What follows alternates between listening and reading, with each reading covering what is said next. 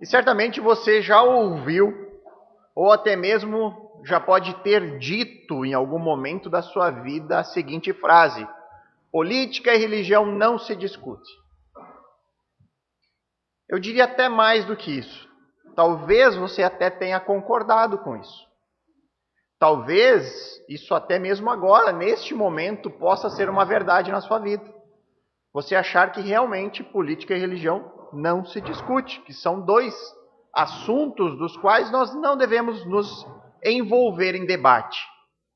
Mas será mesmo que estes são assuntos do qual nós não devemos conversar, debater, trocar ideias com outras pessoas?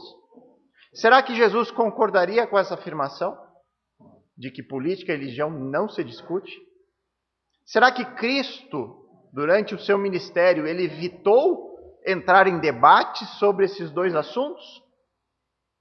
Será que existe base bíblica, apoio bíblico para esse tipo de pensamento?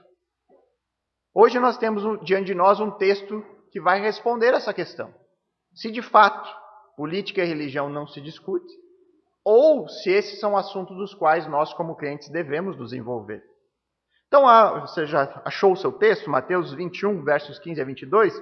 Vamos fazer a leitura agora do texto. Então os fariseus se retiraram e consultaram entre si como surpreenderiam Jesus em alguma palavra.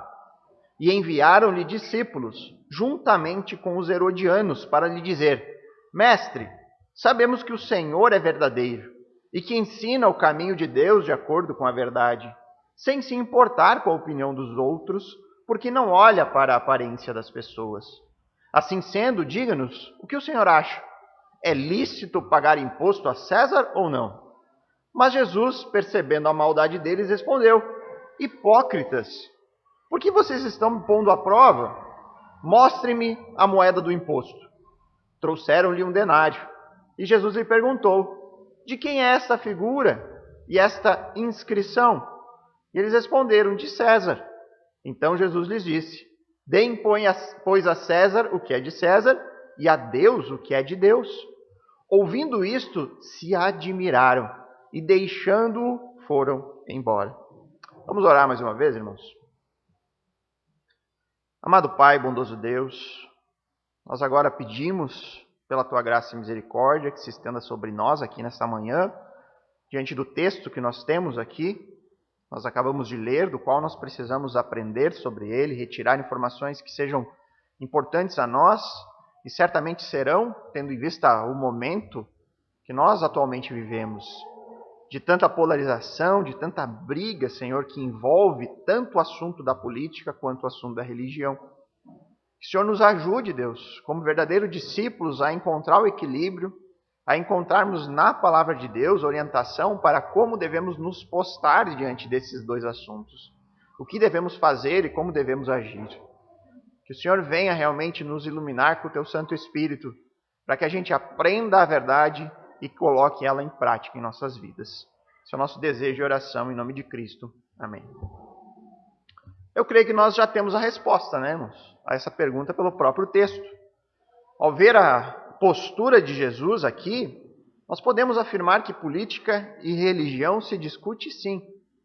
Ao longo de toda a narrativa de Mateus, nós vemos Jesus tratando da questão da religião.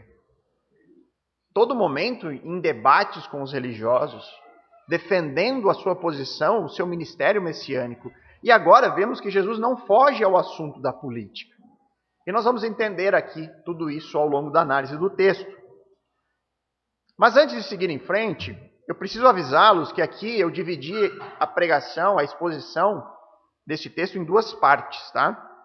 Na primeira parte, que nós veremos hoje, nós vamos ficar focados na postura destes opositores de Jesus. E depois, na segunda parte, na semana que vem, nós vamos analisar em detalhes a resposta que Jesus dá a eles. E é possível que você esteja se perguntando por qual motivo seria necessário gastarmos uma pregação inteira apenas para falar da postura dos religiosos. E eu respondo, porque qualquer semelhança entre a postura desses homens do texto e alguns líderes políticos e religiosos dos nossos dias não é mera coincidência. A história da humanidade depois da queda, ela é cíclica. Nós vemos os mesmos erros sendo cometidos.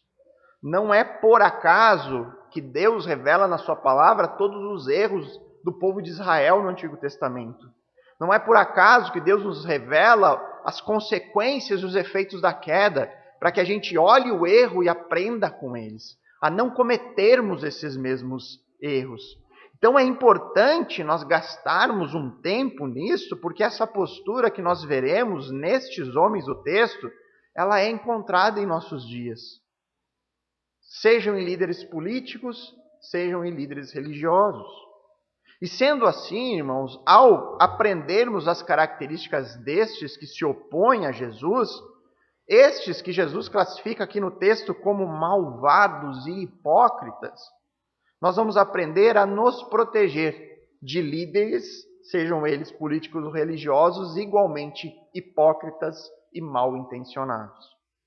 Então, na figura desses religiosos, nós encontramos as características de pessoas que entram na política e que buscam cargos de liderança dentro das igrejas apenas para realizarem os seus próprios desejos e interesses pessoais.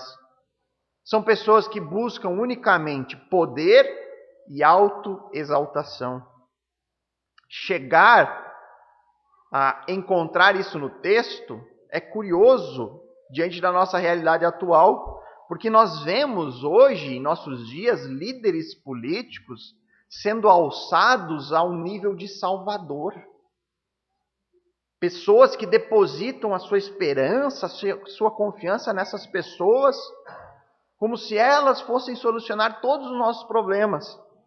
E tornam esses grupos semelhantes a seitas religiosas. Nunca reconhecem a falha dos seus líderes. Eles nunca erram, eles não podem ser nunca criticados, porque as suas ações são perfeitas. Tudo o que eles fazem é bom. É uma veneração idólatra. Enquanto que no meio religioso, nós encontramos também alguns dos maiores líderes nacionais, mesmo dentro da religião evangélica, se apaixonando pelo poder político. Nós vemos líderes religiosos deixando de lado o seu ministério e se envolvendo muito mais com política do que com a própria religião. Repare o perigo disso. Então, identificar essas características e com isso aprender a nos proteger, seja na hora de escolher um político por meio do voto, seja na hora de dar ouvidos a um líder religioso. Esse é o meu objetivo aqui essa manhã, aprender essas características, identificar quem são essas pessoas que têm apenas um único interesse, a busca pelo poder, a busca pela glorificação pessoal. Então vejamos aqui a primeira característica dessas pessoas que miram esses cargos políticos ou religiosos com um único objetivo, os seus próprios interesses. Essas pessoas são, em primeiro lugar, ardilosas. As crianças que estão estudando no CECI, toda semana elas aprendem 4 novas palavras para enriquecer o seu vocabulário. Então essa semana tem 5, mais uma, que é uma pessoa ardilosa. Uma pessoa ardilosa é uma pessoa enganadora.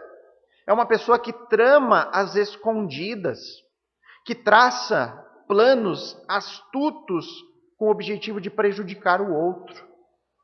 Será que nós encontramos essa característica presente aqui na atitude dos religiosos? Olha o que diz o verso 15. Então os fariseus se retiraram e consultaram entre si como surpreenderiam Jesus em alguma palavra. O texto começa dizendo então, ou seja, logo depois de Jesus ter proposto aquela série de 3 parábolas que escancarava as motivações dos religiosos, e que dizia também o trágico destino deles.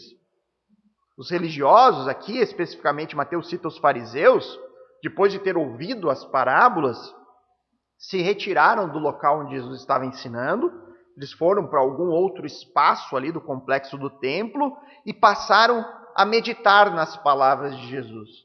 É isso que o texto nos diz? Os religiosos foram pensar em tudo aquilo que Jesus havia dito a eles. 3 parábolas que representavam a sua situação espiritual, que dizia o fim trágico deles. Os religiosos então se arrependeram e clamaram: Senhor, tenha misericórdia de nós pecadores. É isso que nós vemos aqui no texto? Infelizmente não é nada disso. Esses homens ardilosos estão obstinados, completamente endurecidos, indignados, revoltados com aquilo que Jesus havia dito nessas 3 parábolas. E aí no fim do capítulo 21, nós podemos ler lá ainda, depois de Cristo ter dito a parábola dos lavradores maus, no verso 46, Mateus nos diz que os religiosos tinham a intenção de prender Jesus ali mesmo. Iniciar logo a condenação de Jesus. Mas eles só foram impedidos porque algumas pessoas ainda tinham algum prestígio, alguma estima por Jesus. O que Mateus nos informa é que os fariseus se retiraram e ardilosamente foram planejar uma forma de surpreender Jesus, de encontrar algo nas suas próprias palavras, no próprio ensino, que eles pudessem usar para incriminar Jesus, esse tal Jesus de Nazaré. Lucas, inclusive, no seu relato paralelo, lá no capítulo 20, verso 20, ele narra dizendo que a atitude dos religiosos foi enviar espiões que se fingiram de justos. É o que diz Lucas. Os fariseus então enviaram espiões que se fingiram de justo para ver se apanhavam Jesus em alguma palavra. Percebam como o adjetivo aqui, hipócritas, que Jesus usa para eles, é perfeito para esse tipo de conduta. Estão se fingindo. Fingiram-se de justos. Interpretaram um papel. Se fizeram passar por pessoas que eles não eram. Então os religiosos, depois de ouvir as parábolas, passaram a maquinar um plano para incriminar uma pessoa que era completamente inocente. E por qual motivo eles fizeram isso? Porque Cristo era uma ameaça aos seus interesses pessoais. Cristo era uma ameaça ao controle que eles detinham sobre a religião. Era uma ameaça ao controle que eles detinham sobre as pessoas e ao controle que eles detinham sobre o próprio templo. E talvez a gente fique pensando, nossa, como esses homens foram capazes disso?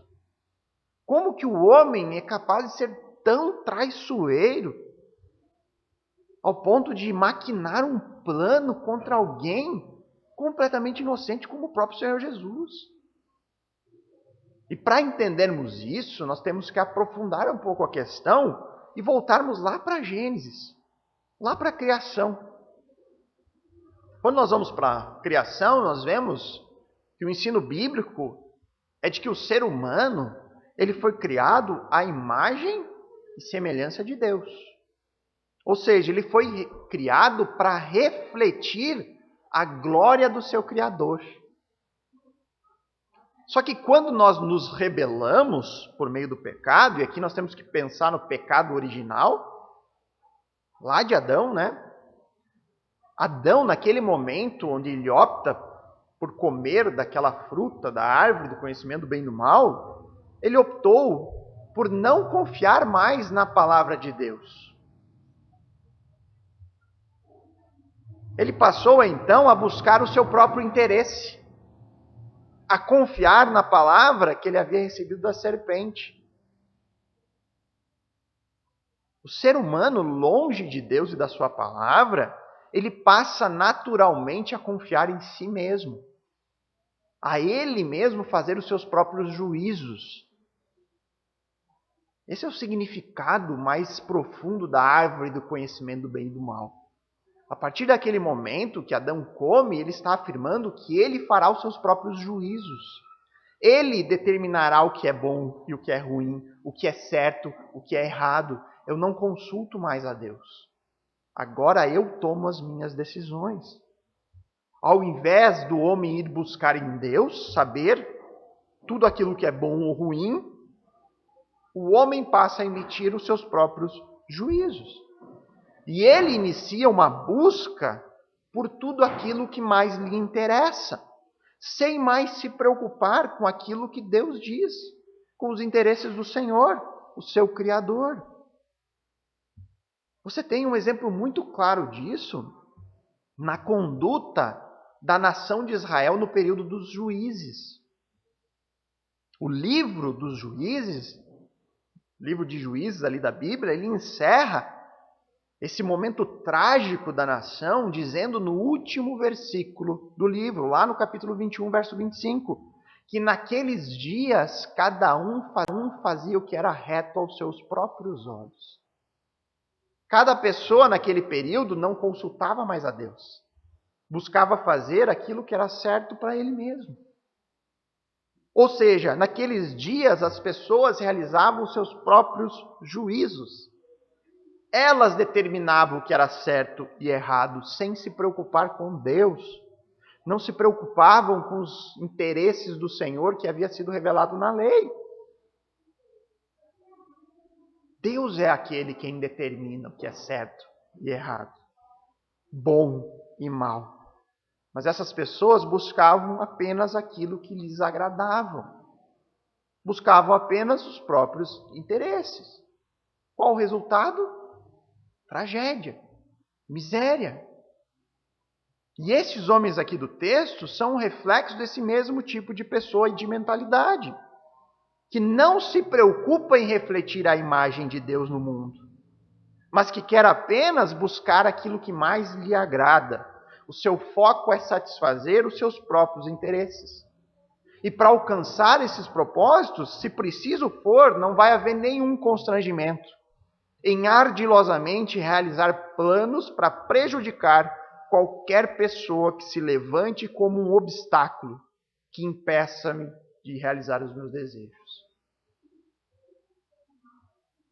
Salmo 2, verso 2 diz lá: os reis da terra se levantam e as autoridades conspiram contra o Senhor e contra o seu ungido. O que esse salmo quer nos ensinar? Que a verdade de Deus, a sua palavra, o Senhor e o seu ungido são sempre um empecilho para aqueles que querem satisfazer a si mesmo. A Bíblia sempre será um obstáculo para quem quer se autoglorificar. O homem pecador que busca os seus próprios interesses, ele vai sempre se levantar contra Deus. É inevitável. É inevitável. E quando alguém assim, que não crê que um dia prestará contas a alguém superior, passa a ocupar posições de autoridade, essa rebelião e desejo de autoglorificação fica ainda mais evidentes. Nós temos outro exemplo bíblico lá no profeta Miqueias, quando ele denunciou a corrupção moral de um Israel que havia abandonado os desejos de Deus em refletir, que Israel refletisse a imagem dele no mundo. Miqueias fala no capítulo 7, verso 3, as suas mãos são hábeis na prática do mal. As autoridades exigem, os juízes aceitam subornos, os poderosos manifestam seus maus desejos e assim, em conjunto, tramam os seus próprios projetos. Ou seja, Miqueias identificou aqueles poderosos da nação fazendo planos para os seus próprios interesses, buscando os seus próprios benefícios, projetos pessoais. Não me importa se pessoas sofrerão nesse processo.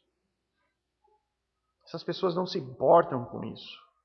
E qualquer semelhança com os nossos dias, com a situação que nós vivemos, qualquer semelhança com a classe política, judicial, os poderosos do nosso país, mesmo dentro da esfera religiosa, não são mera coincidência. Isso é fruto daquilo que o pecado fez com o homem. Fruto da rebelião humana que não busca mais refletir a imagem do Criador, mas que deseja refletir apenas a sua própria imagem. É pura disputa por ego. Quem quer ser mais poderoso do que o outro.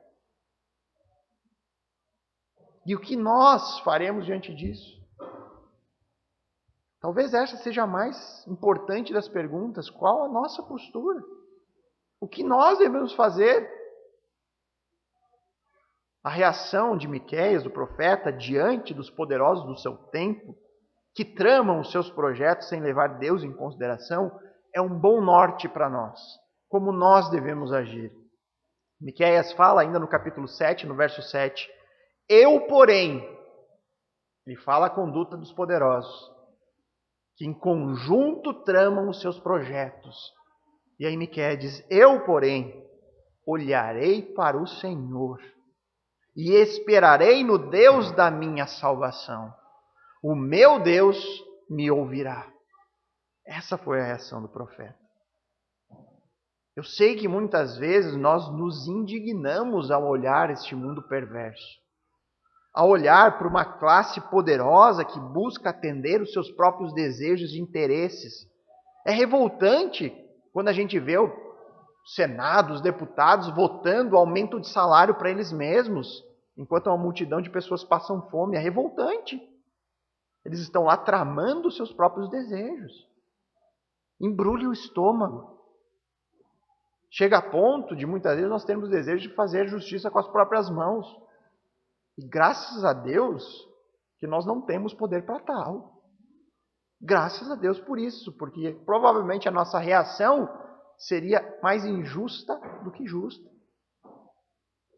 E aqui, irmãos, também eu não quero dizer com isso que nós devemos nos afastar completamente e não tomar mais conhecimento sobre nada. Eu prefiro nem ver, nem acompanhar. Porque política e religião, irmãos, fazem parte da nossa vida. Os crentes precisam saber, precisam opinar, precisam se manifestar, obviamente com respeito sempre.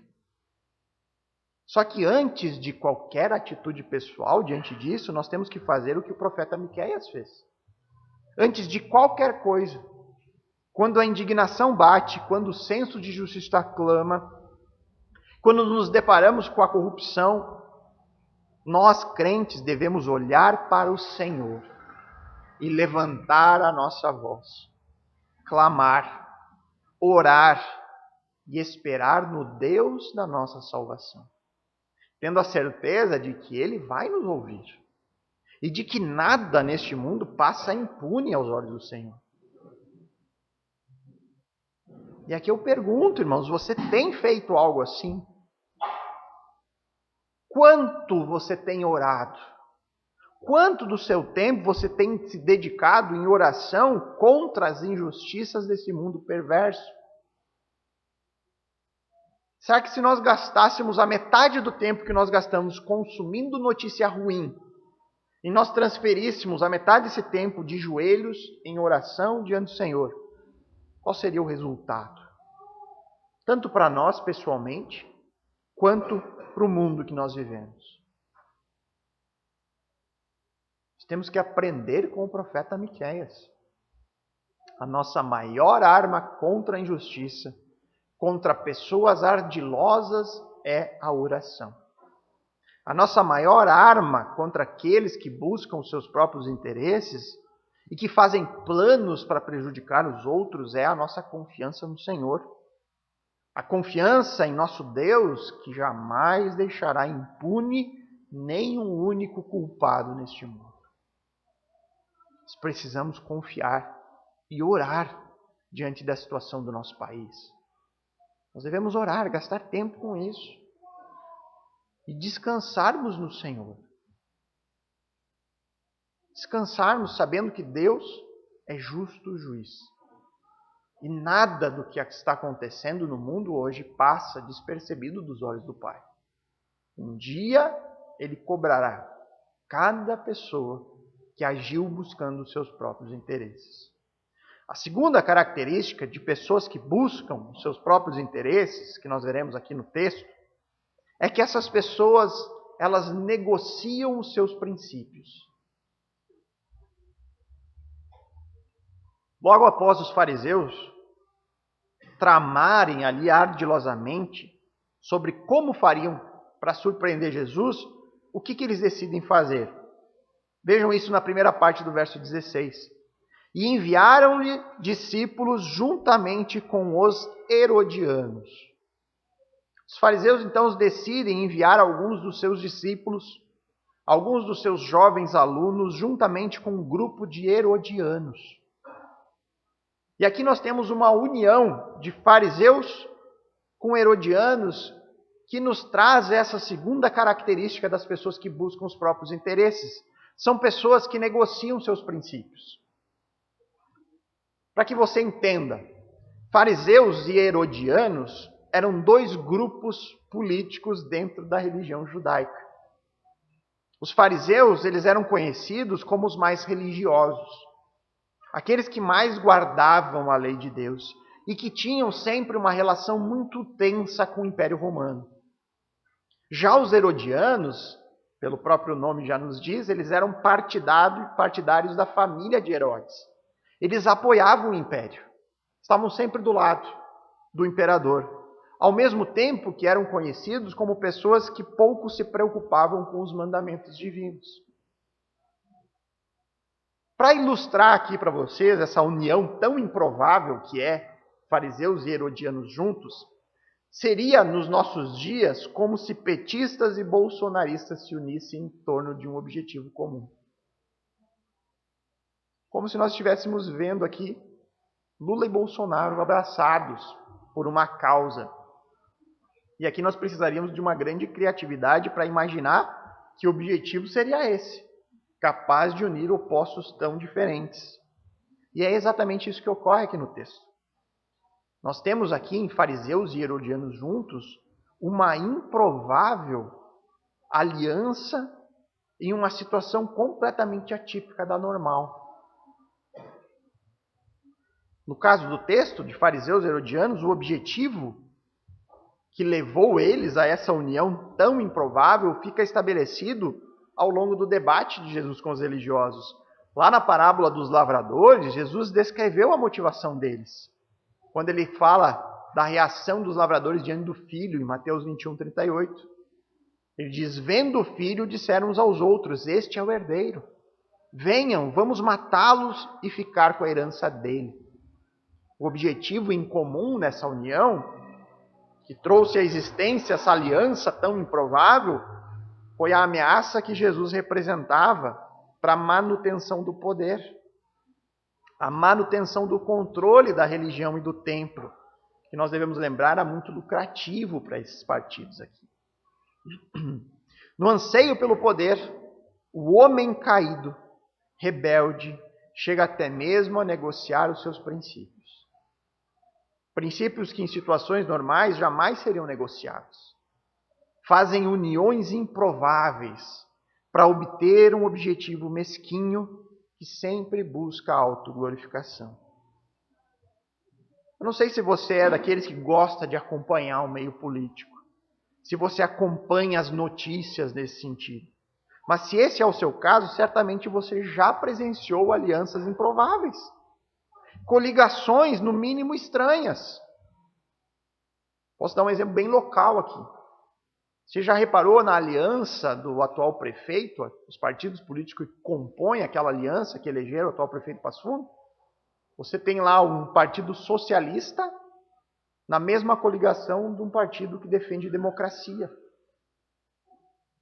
E aqui a gente pensa, ou essas pessoas não sabem o que defendem, não sabem que um país socialista não haverá democracia, ou há um objetivo escuso por trás. Qual é o objetivo dessas alianças impensáveis, improváveis? É apenas um: estar no poder. Estar no poder, irmãos.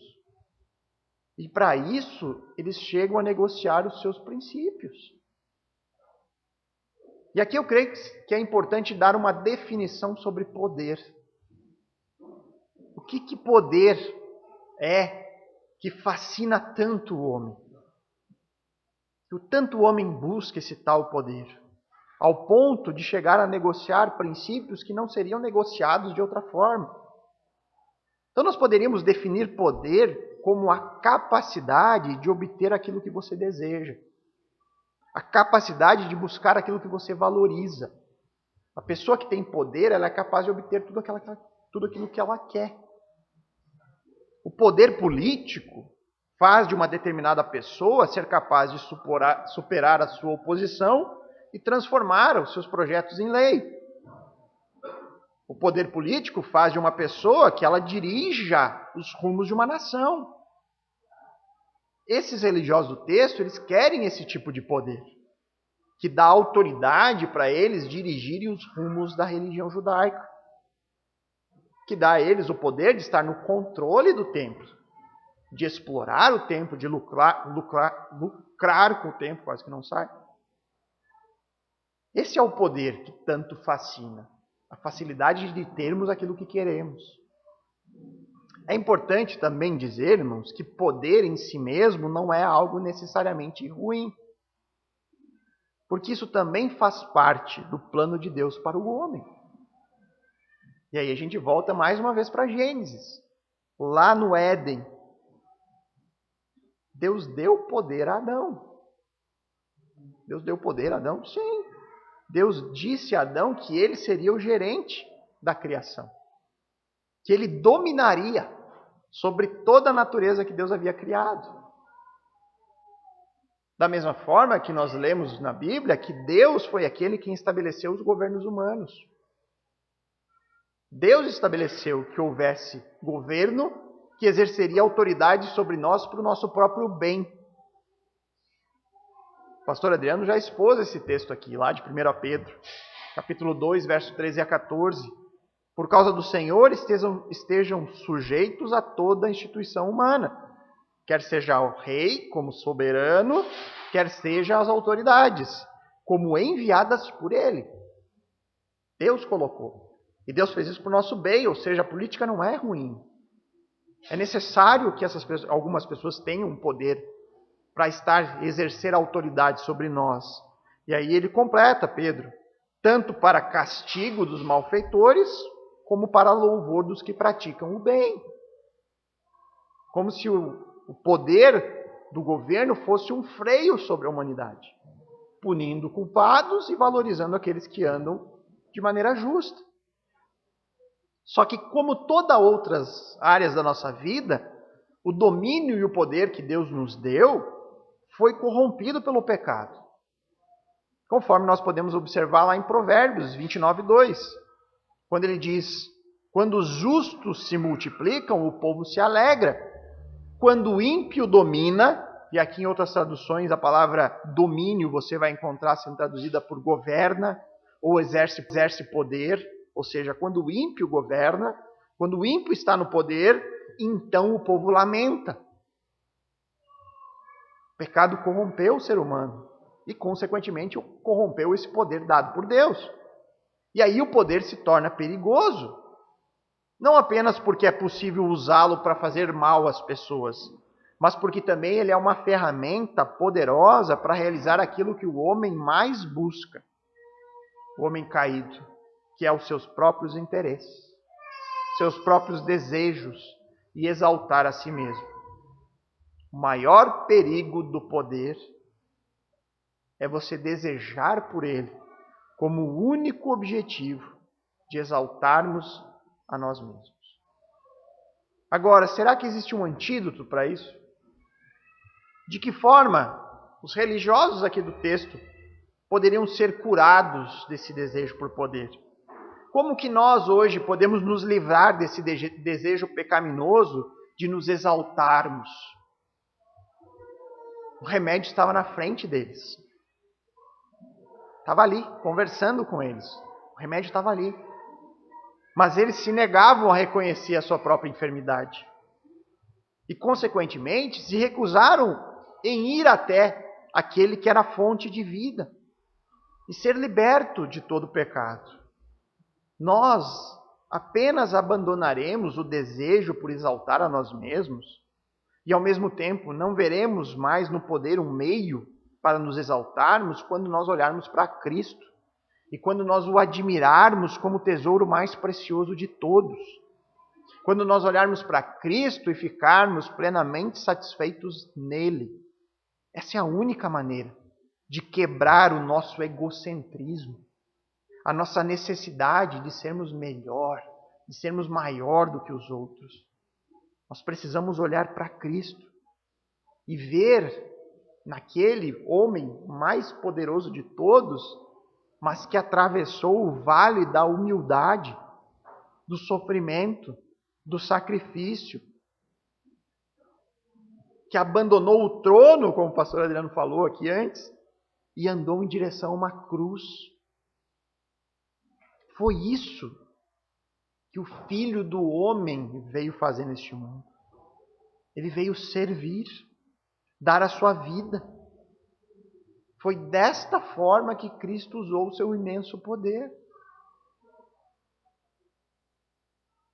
Paulo fala lá em Filipenses 2, 6 a 9, mesmo existindo na forma de Deus, mesmo sendo todo-poderoso, não considerou que o ser igual a Deus fosse algo que deveria ser retido a qualquer custo. Pelo contrário, ele se esvaziou, assumindo forma de servo, tornando-se semelhante aos seres humanos. E reconhecido em figura humana, ele se humilhou, tornando-se obediente até a morte e morte de cruz. Por isso, Deus o exaltou. E sobremaneira lhe deu o nome que está acima de todo nome. O verdadeiro poder, ele é encontrado no exemplo daquele que é a fonte de todo poder. No próximo capítulo do Evangelho de Mateus, que nós veremos, Jesus vai ensinar, em Mateus 23, 12, quem se exaltar será humilhado, e quem se humilhar será exaltado. O maior poder, segundo a Bíblia, é encontrado na humildade. Primeiro vem fraqueza, sacrifício, sofrimento e morte. Depois a glória. Não é possível que a gente inverta essa sequência.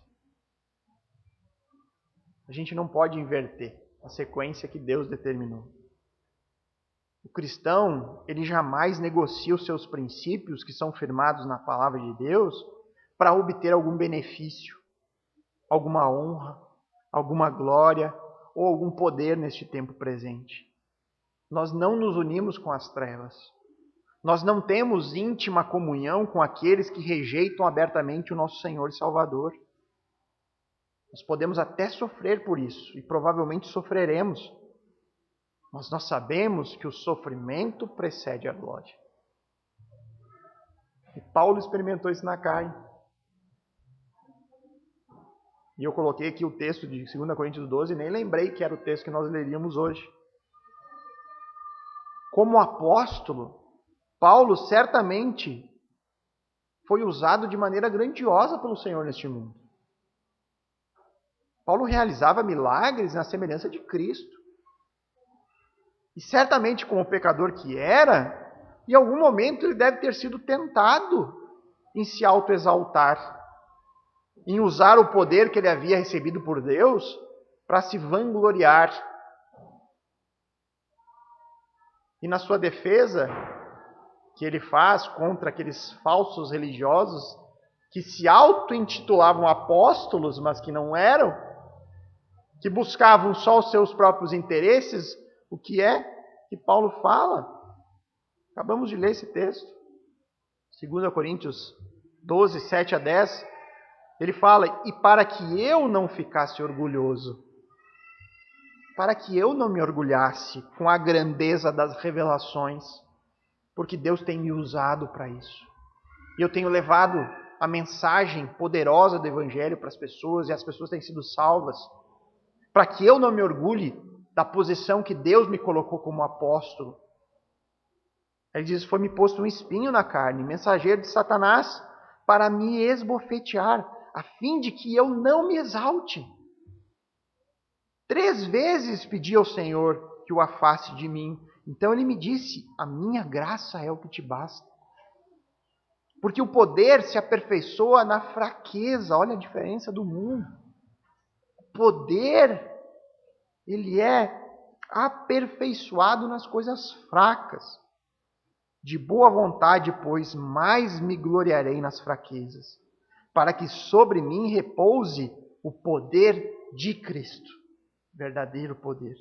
Por isso sinto prazer nas fraquezas, nos insultos, nas privações, nas perseguições, nas angústias, por amor de Cristo. Porque quando eu sou fraco, então é que eu sou forte. Paulo entendeu que o poder que ele mais precisava era o poder de Cristo nele. Um poder que é libertador, um poder perdoador, um poder salvador.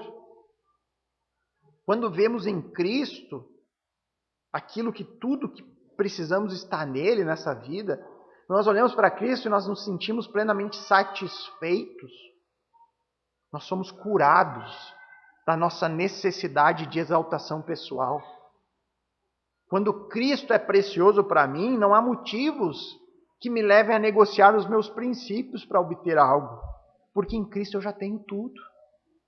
Eu não preciso mais de nada.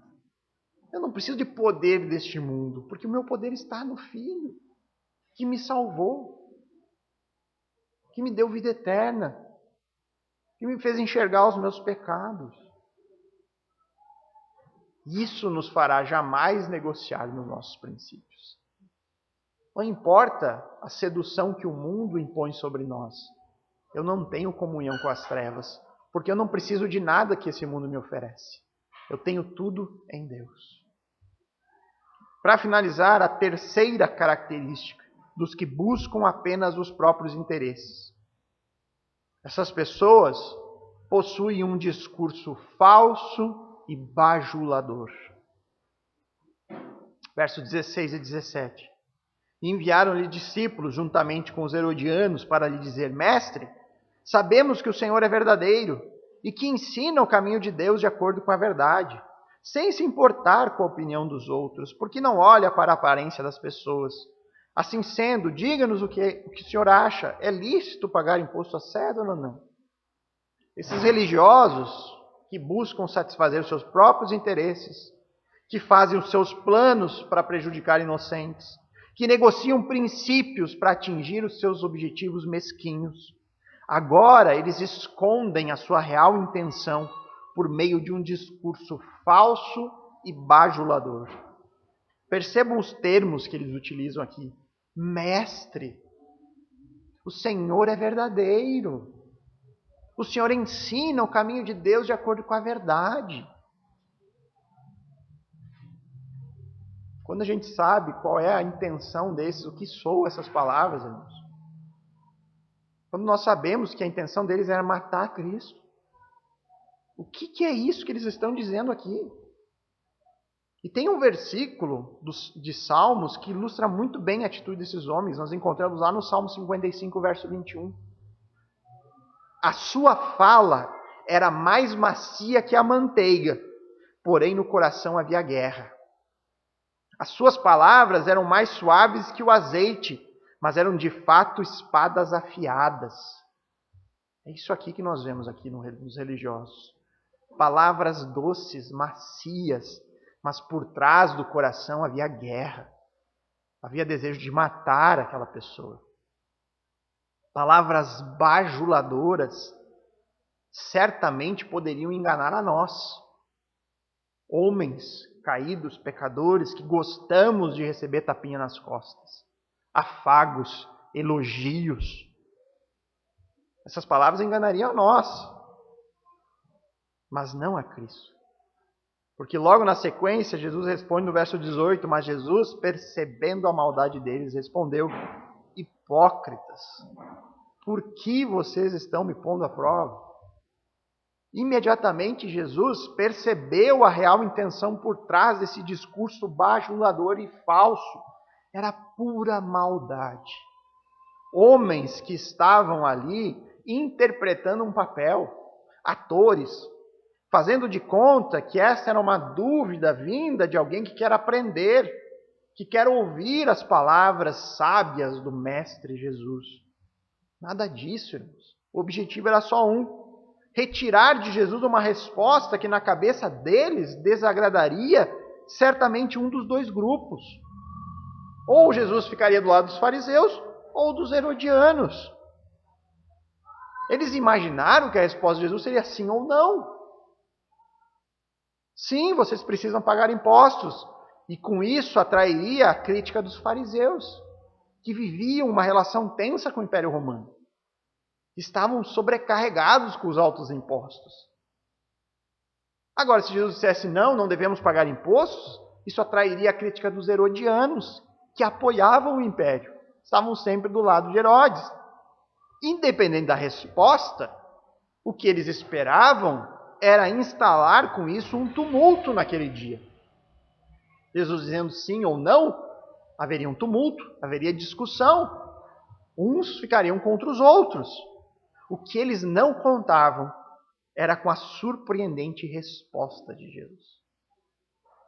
Que resposta foi essa que deixou esses hipócritas, segundo o texto, admirados e que forçou a retirada deles dali? A resposta nós veremos só na semana que vem, na segunda parte dessa exposição. Eu gostaria aqui de focar um pouco mais nessa terceira característica, dessas pessoas que buscam seus próprios interesses. A Bíblia trata, irmãos, o discurso bajulador como uma espécie de marca do homem ímpio. É uma marca de quem não busca a Deus. A Bíblia trata, sim, esse tipo de discurso. Davi, quando ele compôs o Salmo 12, e ele fez ali o retrato do infiel, no verso 2 ele diz que os infiéis, aqueles que não temem a Deus, que rejeitam o Senhor, eles falam com falsidade uns aos outros. Falam com lábios bajuladores e coração fingido. Essa é a marca que Davi diz dessas pessoas.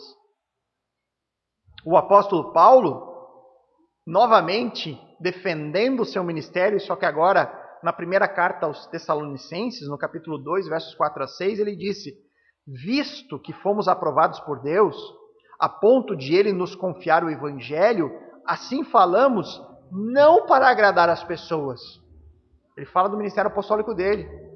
Ele diz, olha, o que eu falo não é para agradar ninguém, e sim para agradar a Deus, que prova o nosso coração. A verdade que vocês sabem é que nunca usamos de linguagem de bajulação. Ao contraste do ímpio e do que teme.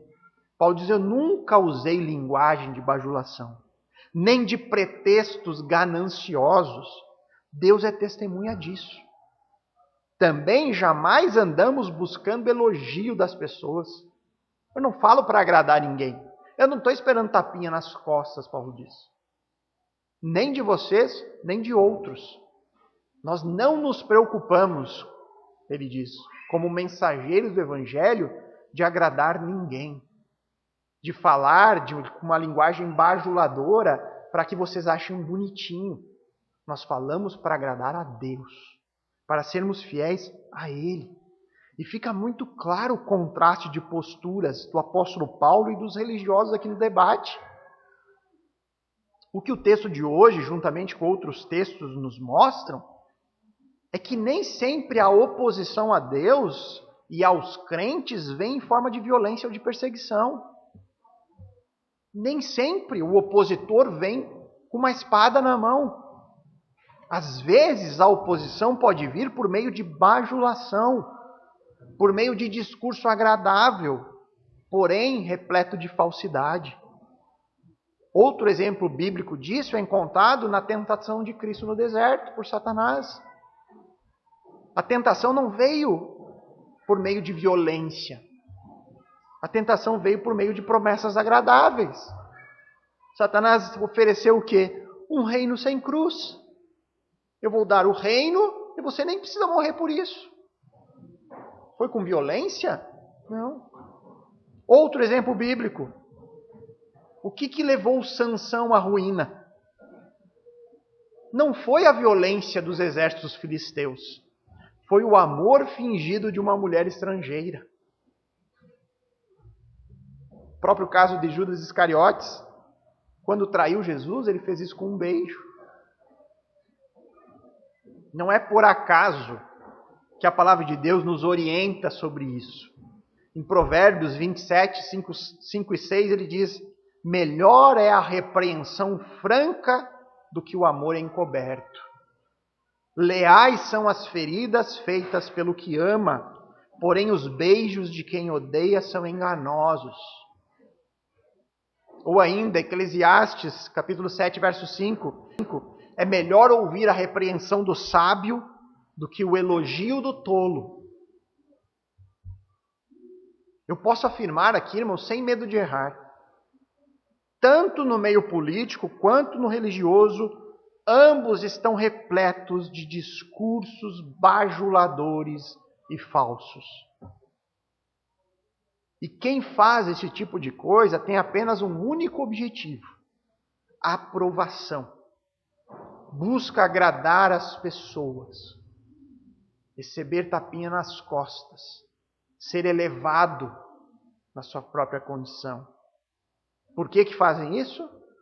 Porque não levam Deus em consideração. Não buscam viver para agradar e refletir a imagem do nosso Criador. Querem se autoexaltar.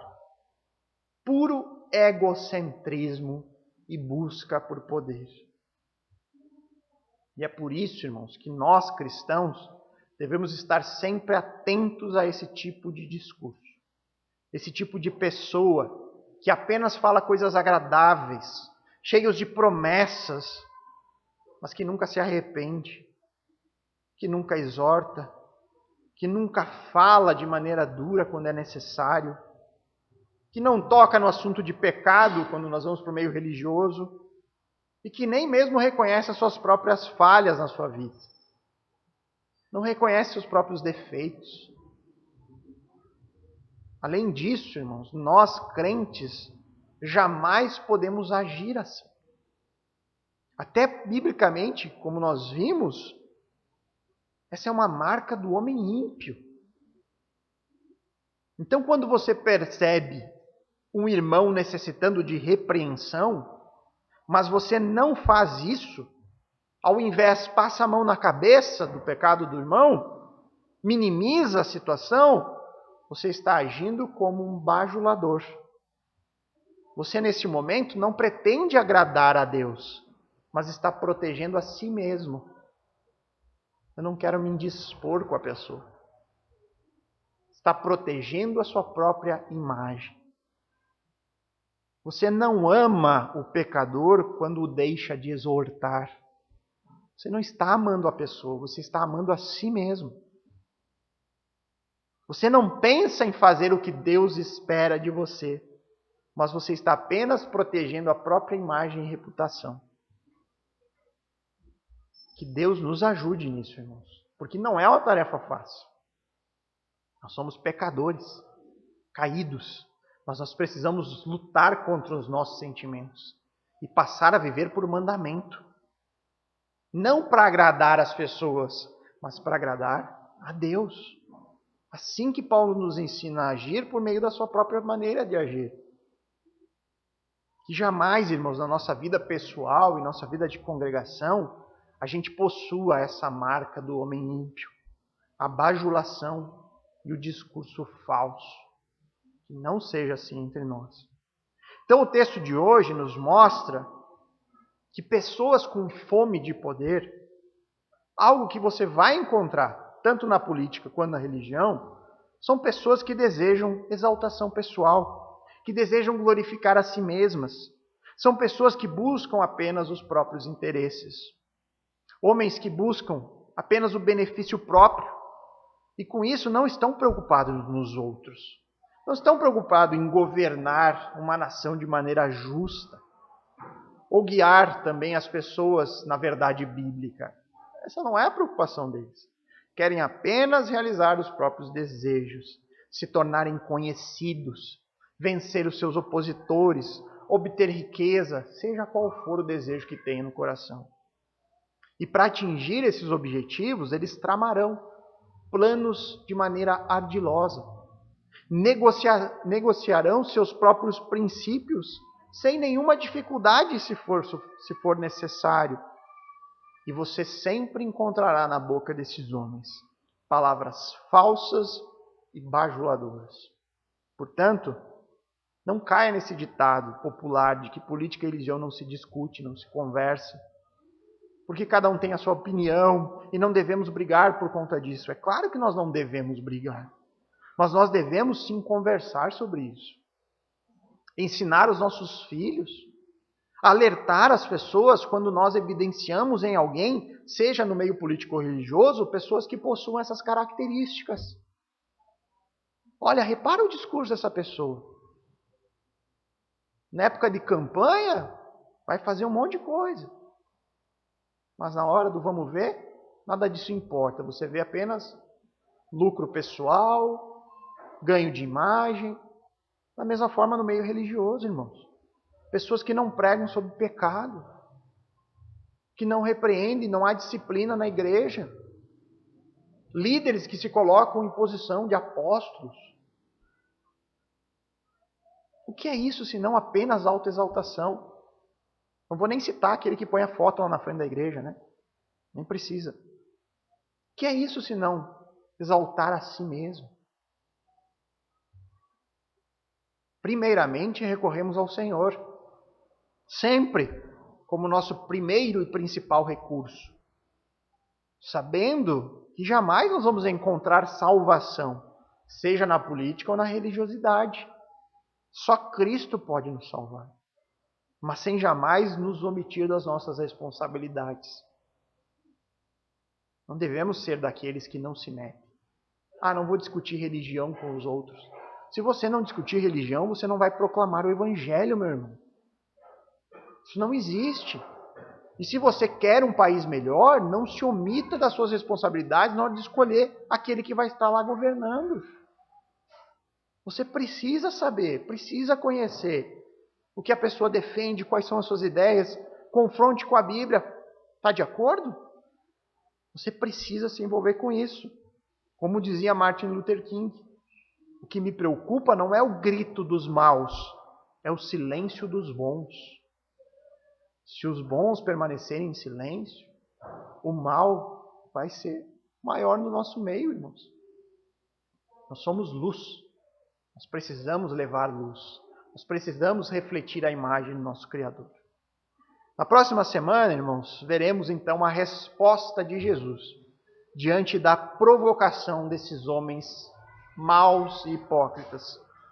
Nós veremos que Jesus não se omitiu de debater sobre política e religião. Pelo contrário, na sua resposta, ele muito nos ensinou sobre ambos os assuntos. Vamos orar.